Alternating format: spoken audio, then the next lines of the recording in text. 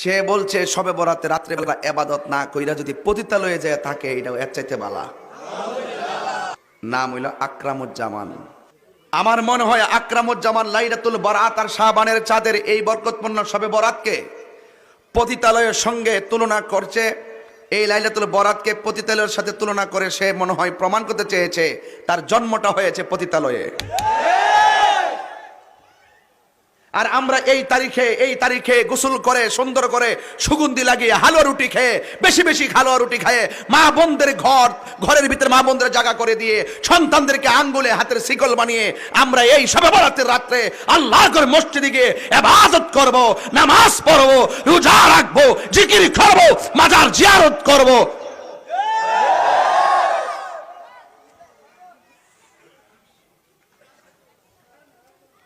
ঠিক কিনা বলেন? তাইলে বোঝা গেল ইমান ধ্বংসকারী কত ধরনের লেভেল বেরিয়েছে। মাথায় টুপি ঠিকই আছে, দাড়ি ঠিকই আছে, তো ইমান রাখাটা কঠিন হয়েছে না? তা আমি পরিষ্কার বলবো, আকরামুজ্জামান তুমি শবে বরাতকে পতিতালয়কে শবে বরাতের চাইতে উত্তম বলেছ, ভালো জায়গা বলেছ।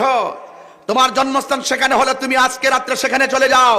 আর আমরা মুসলমান প্রেমিক যারা আছি, আমরা জন্মের পরে আমাদের কানে আজানের ধ্বনি শুনেছি, আমরা আজকে রাত্রে আল্লাহর ঘর মসজিদে কাটিয়ে দিব।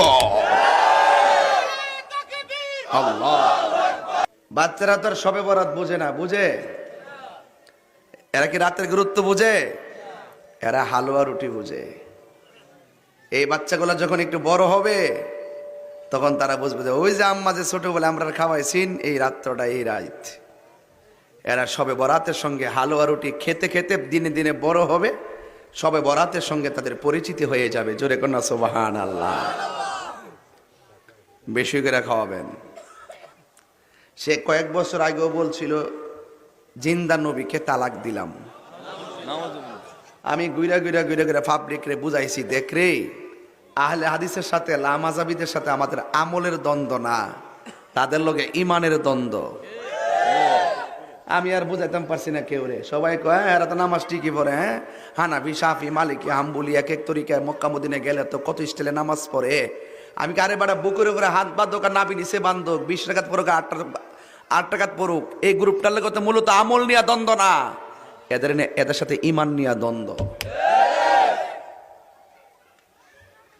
এই মৌলবী এইবার শবে বরাতে গত পরশুদিন কি বক্তব্য দিছে শুনছেন তো আপনারা? তাইলে মূলত এদের সাথে কি আমলের দ্বন্দ্ব না ইমানের দ্বন্দ্ব?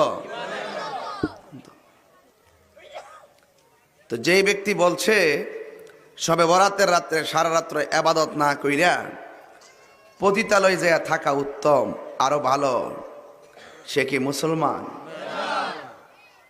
সে কেন মুসলমান না সেটাও বলতেছি। আল্লাহ যে কোরআনে বলছেন লাইলাতুম মুবারাকা, ইন্না আনজালনাহু ফি লাইলাতিম মুবারাকা।